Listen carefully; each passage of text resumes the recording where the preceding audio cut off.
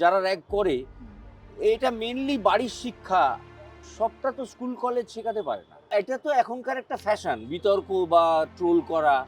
হ্যাঁ, প্রতিবাদ ডেফিনেটলি জরুরি যদি তোমার কিছু অন্যায় বলে মনে হবে, কিন্তু প্রতিবাদের ধরনটা ঠিক রাখা উচিত। র্যাগিংটা শুধুমাত্র কিন্তু কলেজ বা হস্টেলে সীমাবদ্ধ নয়, ইন্ডাস্ট্রিটা কারুর একার সম্পত্তি নয়। সারা বছর 16 দিন কাজ করেছিলাম, নানা মুনি নানা মত, সবার মত নিলে তো আমার জীবন চলবে না। একদম অ্যাবসলিউটলি র্যাগিং জিনিসটাকে সেন্টার করে ছবিটা তৈরি হয়েছে, এর মধ্যে কোনো পলিটিক্যাল কিচ্ছু নেই। রাজ চক্রবর্তীর হোক কলরব ছবিতে ক্ষুদিরাম চাকির চরিত্রে শাশ্বত চট্টোপাধ্যায়। প্রথম থেকেই বিতর্ক এই চরিত্র নিয়ে। এবার মুখ খুললেন শাশ্বত। যখন তুমি ছাত্র ছিলে আর কি, ওই ছাত্র থাকাকালীন সময় তুমি কোনোদিন কলেজে কিছু এরকম ফেস করেছো? না দেখো, র্যাগিংটা শুধুমাত্র কিন্তু কলেজ বা হস্টেলে সীমাবদ্ধ না, নয়। ঠিক।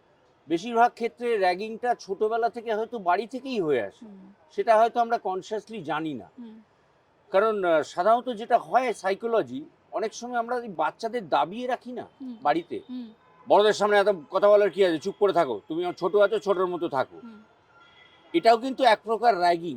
পাড়ায় তো খেলা হচ্ছে, হুম, ক্রিকেট খেলা হচ্ছে, ধরো বলটা গিয়ে নালায় পড়েছে, সব থেকে দুর্বল বা নিয়ে আসবি আর টিউবওয়েল থেকে বলটা ধুয়ে আনবি, দায়িত্বটা ওর থাকতো। হুম, অন্য কেউ সে নালার বল ছোঁবে না যতক্ষণ না ধোয়া হচ্ছে। হুম, তো ওটাও তো র্যাগিং। হুম, ঠিক। তো এই ধরনের মিষ্টি র্যাগিং থাকতো আমাদের, আর কিছু না। আর আমাদের কলেজ কি, আমাদের কলেজ তো আমরা যেতাম বাড়ি চলে আসতাম। মেন এইখানে যে সমস্যাটা দেখা যাচ্ছে হস্টেলে কি হয়, Hostel, যেখানে বাবা মা মাথার উপর থাকে না, হুম। তখন কি হতে পারে বা কি হওয়া উচিত না।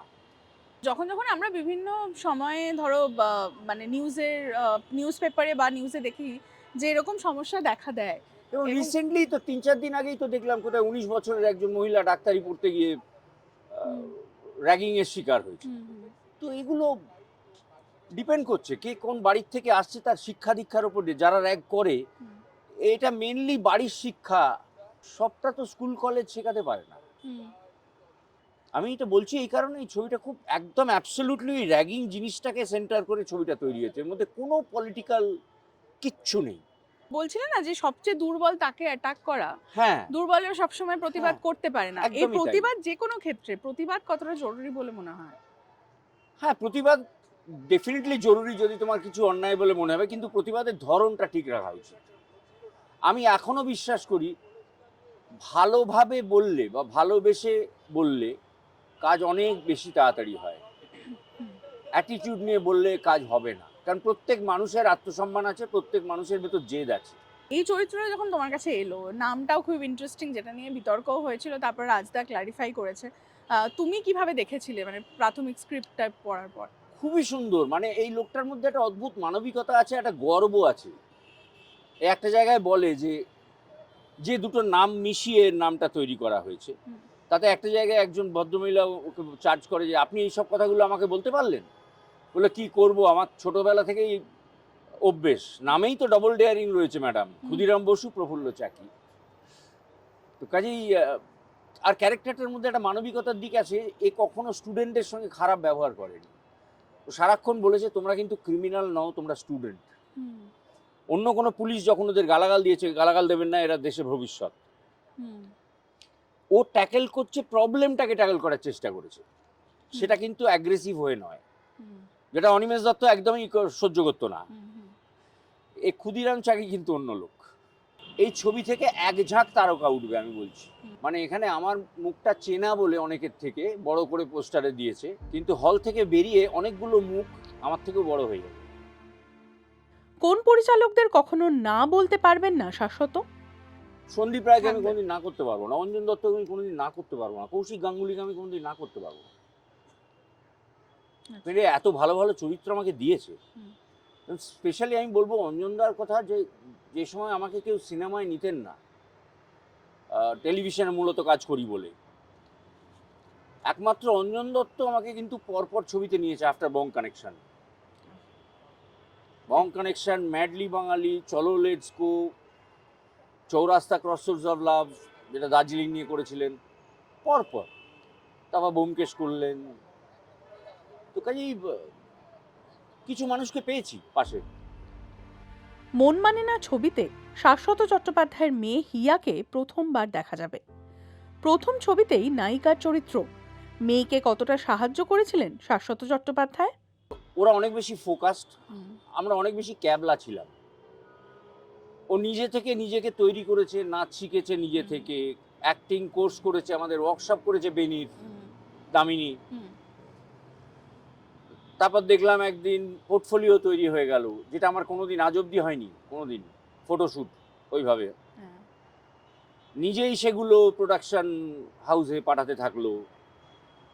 তারপর একদিন দেখলাম হিরোইন হিসেবে একটা ছবি সাইনও করে ফেললো। যা করেছে পুরোটা নিজের চেষ্টায় করেছে, এবং যদি কারোর অবদান থাকে তাহলে আমার স্ত্রীর। আমি আজ অব্দি গল্প জানি না, কিচ্ছু জানি না। আচ্ছা, আমি দেখবো, সোজা এটা দেখবো। কি তুমি মানে চিন্তা করেই করেছো? আমার বাবাও এরকম ভাবে আমাকে কখনো ব্যাক করেননি। আমার বাবা যেটা করেছিলেন, আমাকে নিয়ে গিয়ে যশোদার চারবাগে ভর্তি করে দিয়েছিলেন, বাকিটা আবার তুই করে খা।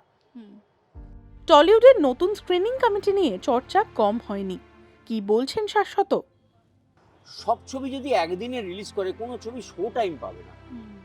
প্রপার শো টাইম দিতে হবে তো। আমাদের ছোটবেলায় একটা সিনেমায় 4টে শো চলতো।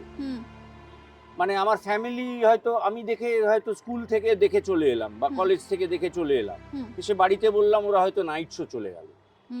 এই স্কোপটা তো এখন নেই, সিঙ্গেল স্ক্রিন তো প্রায় বন্ধ সব।